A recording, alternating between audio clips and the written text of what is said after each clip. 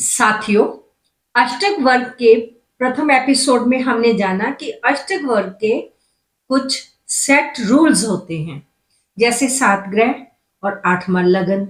ये मिलकर अष्टक वर्ग बनाते हैं।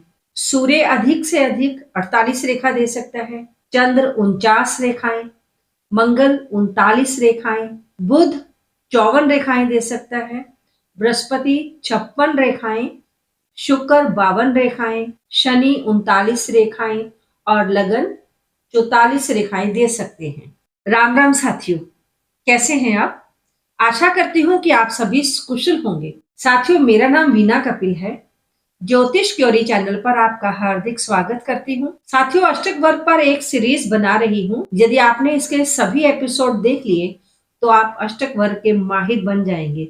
अष्टक वर्ग समझना बहुत सरल है।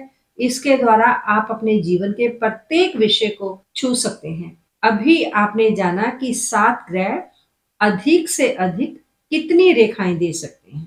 इन 7 ग्रहों के द्वारा प्रदान की गई सभी रेखाओं को एक साथ जोड़ने से समुदाय अष्टक वर्ग तैयार होगा, किंतु लगन की रेखाओं को इस अष्टक वर्ग के जोड़ में नहीं जोड़ा जाता। इसका कारण ये है क्योंकि लगन की रेखाएं इन सभी 7 ग्रहों की रेखाओं में से ही ली गई होती हैं। 7 ग्रहों के अष्टक वर्गों को कुल जोड़ 337 रेखाएं होती हैं। कुंडली के 12 भाव हैं और एवरेज 28 रेखा सामान्य रेखा मानी जाएगी, क्योंकि 337 से अगर आप 12 को भाग करते हैं तो 28 से कुछ पॉइंट ऊपर जाता है। इसलिए 28 से जितनी ऊपर रेखाएं होती जाएंगी उतनी ही वो शुभ कहलाएंगी।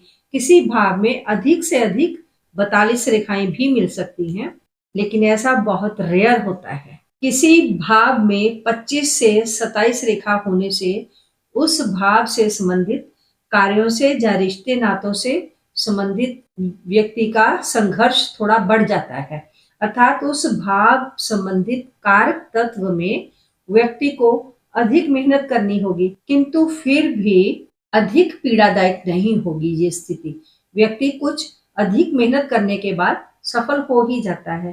21 से लेकर 24 तक रेखाएं जब किसी भाव में होती हैं तो उस भाव संबंधी अशुभता बढ़ जाएगी थोड़ी सी। व्यक्ति का जीवन कुछ संघर्षपूर्ण होगा।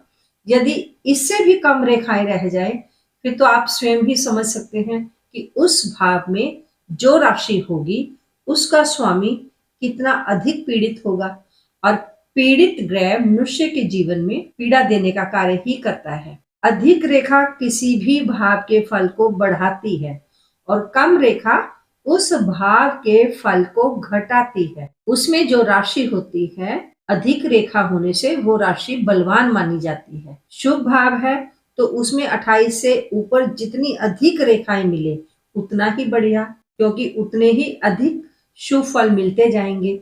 किंतु इसके मुकाबले त्रिक भावों में 28 के आसपास रेखाएं हो तो ठीक है, बहुत अधिक नहीं होनी चाहिए। रेखाएं भाव के बल को बढ़ाती हैं। भाव शुभ है तो उसकी शुभता को बढ़ा देंगी, और यदि भाव अशुभ है फिर उसकी अशुभता को भी तो बढ़ाएंगी ना। इस कारण शुभ भाव में अधिक रेखा शुभ फल देगी और शुभ भावों के मुकाबले त्रिक भावों में, त्रिक भाव कौन से 6, 8, 12, त्रिक भावों में यदि कम रेखा हो तो भी अधिक शुभ माना जाएगा, क्योंकि यदि त्रिक भावों में अधिक रेखाएं हुई तो वह रेखा उस भाव के फल को बढ़ा देंगी, अर्थात त्रिक भावों की अशुभता को बढ़ाएंगी। त्रिक भावों की अपेक्षा लगन में सबसे अधिक रेखाएं होने से व्यक्ति का जीवन सुगमता से चलता है, उसमें स्मूथनेस रहती है, स्ट्रगल्स कम हो जाती हैं। आपने यदि किसी व्यक्ति के जीवन में कितनी स्ट्रगल है या कितनी स्मूथनेस है यदि ये जानना हो तो इसके लिए अष्टक वर्ग सबसे बढ़िया है। जन्म कुंडली के प्रथम भाव, नवम भाव, दशम भाव और एकादश भाव ये शुभ भाव हैं।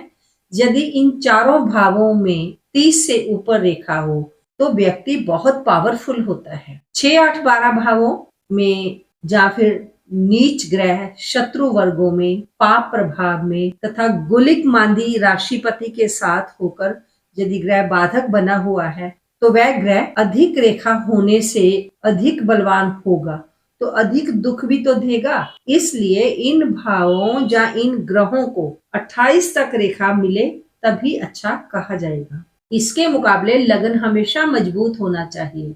लगन की अपेक्षा यदि इन तीनों भावों में कम रेखाएं हो तो कुंडली को शुभ माना जाएगा।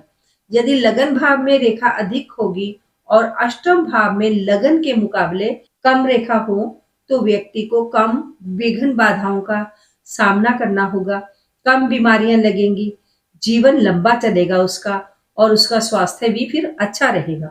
यदि इसके विपरीत हो गया, अष्टम भाव में रेखाएं ज्यादा हो जाए और लगन में कम हो, तब ये श्योर है कि व्यक्ति जीवन में पीड़ित बहुत रहेगा, बीमार रह सकता है, उसकी उम्र कम हो सकती है, विघ्न बाधाएं हो सकती हैं उसके जीवन में, उसकी ससुराल में लड़ाई झगड़ा रह सकता है क्योंकि उसके जीवन में संघर्ष अधिक बढ़ जाएगा, वह जीवन में सफल भी फिर कम ही होगा। साथियों, यदि आपको ये जानकारी अच्छी लग रही है तो कृपया वीडियो को शेयर और लाइक अवश्य कर दें। अष्टक वर्ग के लिए आपके जितने भी सुझाव या प्रश्न होंगे वह कृपया कमेंट बॉक्स में आप साथ ही साथ देते जाएं ताकि उन प्रश्नों को भी इस सीरीज में शामिल किया जा सके और उनका उत्तर आपको अगले एपिसोड में मिल सके। यदि आप अपने लिए अष्टक वर्ग बनवाना चाहते हैं तो सीरीज खत्म होने दीजिए, इसके बाद आप अपने डेट ऑफ बर्थ भेज दीजिए, मैं आपके लिए अष्टक वर्ग तैयार कर दूंगी। यदि छठे भाव में अधिक रेखा हुई तो रोग ऋण और शत्रु बढ़ जाएंगे, साथ ही जातक की हिम्मत भी बढ़ जाएगी, कंपटीशन में हिस्सा लेगा और हर जगह सफल हो जाएगा। आठवां भाव विघ्न बाधाओं का है। यदि आठवें भाव में अधिक रेखाएं हुई तो परेशानियां और दुख बढ़ेंगे। व्यय भाव खर्च का भाव है। यदि व्यय भाव में अधिक रेखाएं होंगी तो खर्च अधिक बढ़ जाएगा, अस्पताल के खर्चे बढ़ जाएंगे जो कि अशुभ खर्चे होंगे। अष्टक वर्ग से किन्हीं दो भावों के तुलनात्मक आधार के अनुसार भी फल देखा जाता है। जैसे दशम भाव कर्म भाव है, हमारे व्यवसाय का, हमारे काम का भाव है, और इसी तरह एकादश भाव बहुत शुभ भाव है, हमारे लाभ का, हमारी इच्छा पूर्ति का, हमारी बढ़ोतरी का, हमारे फायदे का भाव है। ये दोनों भाव शुभ हैं, इसलिए दोनों में से किसी भी भाव के 28 से कम रेखा नहीं होनी चाहिए। यदि दशम भाव में एकादश भाव की अपेक्षा कम रेखा हुई तो व्यक्ति को कम काम करने के बाद भी अधिक लाभ होगा।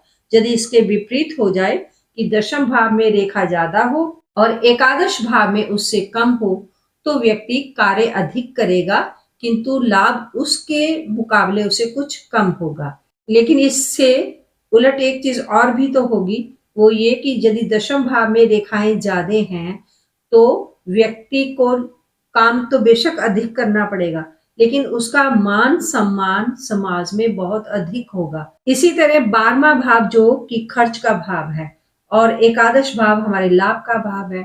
अब व्यय भाव त्रिक भाव है, अशुभ भाव है, इसकी रेखा कम होनी चाहिए। अब यदि 11वें भाव में अधिक रेखाएं होंगी तो व्यक्ति को लाभ अधिक होगा किंतु उसकी अपेक्षा फिर उसका खर्च कम रहेगा, ये अच्छा है। इसके विपरीत यदि व्यय भाव की रेखाएं अधिक हो और लाभ भाव की रेखाएं कम हो तो खर्च बढ़ेगा और लाभ कम रहेगा, अर्थात कमाई से अधिक खर्चा होएगा। इसी तरह लगन अर्थात व्यक्ति का शरीर, यदि लगन में रेखा अधिक होंगी तो व्यक्ति तंदुरुस्त रहेगा। जीवन का सबसे बड़ा सुख तंदुरुस्ती होता है। अब यदि लगन तथा एकादश भाव में अधिक रेखा हो और व्यय भाव में कम रेखाएं हो तो व्यक्ति स्वस्थ रहेगा, धनवान होगा और सुखी होगा, उसे लाभ अधिक होगा क्योंकि दोनों शुभ भावों की रेखाएं अधिक हैं और त्रिक भाव की रेखा कम होने से व्यक्ति धनवान और सुखी होगा। और यदि इससे उलट हुआ तो व्यक्ति की तकलीफें भी बढ़ जाएंगी और यदि अशुभ भाव की रेखाएं बढ़ेंगी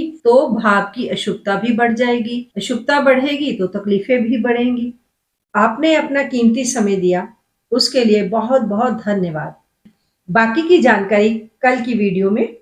तब तक आप अपना ध्यान रखें, स्वस्थ रहें, मस्त रहें, खुश रहें। ओम नमः शिवाय।